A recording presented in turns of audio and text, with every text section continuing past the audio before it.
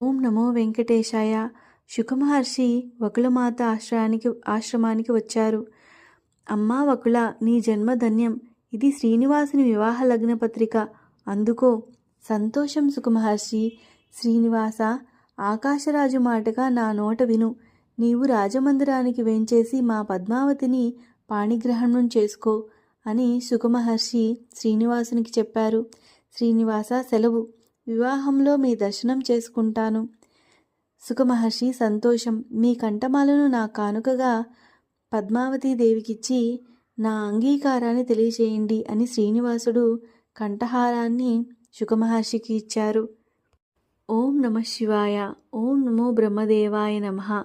వైకుంఠవాస, ఎందుకు మమ్మల్ని తలుచుకున్నావు? నేను పద్మావతిని వివాహం చేసుకోవాలని సంకల్పించాను. తదాస్తు, నీ వివాహానికి సకల గణాలతో నేను వస్తాను అని శివుడు అన్నాడు.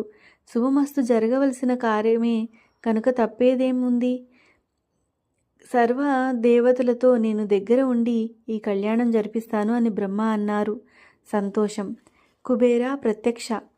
స్వామి, ఏమి ఆనతి అని కుబేరుడు ప్రత్యక్షమయ్యి అడిగాడు.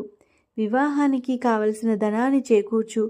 కలియుగాంతం వరకు నీ రుణం వడ్డీతో తీరుస్తానని మాట ఇస్తున్నాను. కుబేరుడు, స్వామి, ఇదిగో ధనం అని అన్నాడు.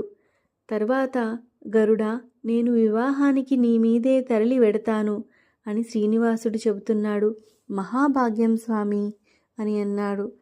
సర్వదేవగణాలు ఋషులు వెంటరాగా కన్నుల పండుగగా తరలి వెళ్ళాడు శ్రీనివాసుడు. అల్లుడి కాళ్ళు కడిగి ఆహ్వానించాడు ఆకాశరాజు. ఏమి నా భాగ్యం, సర్వదేవతలు నా ఇంట కొలువు తీరారు. ఇది చూస్తే చాలా ఆనందంగా ఉంది. శ్రీనివాసుడు భద్రగజంపై ఊరేగుతూ వివాహ వేడుక చేరాడు. ఆహా, ఏమి ఆ ముగ్ధ మనోహర రూపం! మన పద్మావతికి తగిన వరుడు ఈతడే అని అందరూ అనుకుంటున్నారు. ముక్కోటి దేవతలు, సురులు, భూసురులు, ఋషుల మధ్య శ్రీనివాస పద్మావతిల కళ్యాణం వైభవంగా జరిగింది. ప్రభు, మీ కళ్యాణాన్ని చూచి నా పిశాచ రూపం పోయింది అని చోళరాజు చెప్పాడు. స్వామి, చనిపోయి దెయ్యాన్ని అయిన నాకు విముక్తి లభించింది, నన్ను కరుణించు అని అన్నాడు. యాదవ, మొట్టమొదట నన్ను చూసిన నువ్వు నీ వంశం వాళ్లే ప్రతిదినం నా దేవాలయాన్ని తెరిచే వరాన్ని ఇస్తున్నాను. శ్రీనివాస, అల్లార ముద్దుగా పెంచిన కూతురు ఇప్పుడు నీ ధర్మపత్ని అయింది. ఆమె ఎప్పుడూ నొప్పించవనే విశ్వసిస్తున్నాను అని ఆకాశరాజు చెప్పారు. ఓం నమో వెంకటేశ్.